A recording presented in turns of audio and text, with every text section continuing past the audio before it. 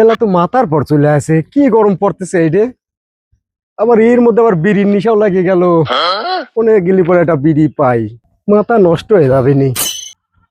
দোকানও তো খোলা নাই, তাহলে নিশা তো কিডা খাইছে এইসব বিড়ি? কিচ্ছু নাই এর ভিতর।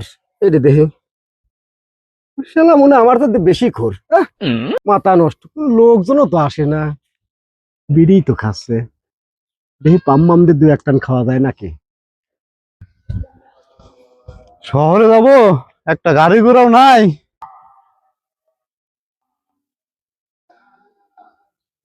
কি হয়েছে ভাই? কিছু না ভাই।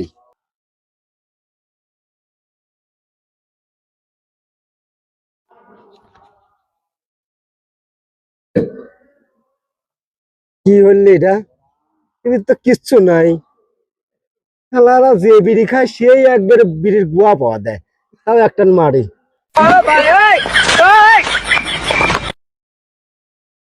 ওই আস লাগেছে রে, কিচ্ছু নেই, কাম হয়ে গেছে, যাই বাদ চলে যাই। গাওটা চাঙ্গ হয়ে গেছে রে।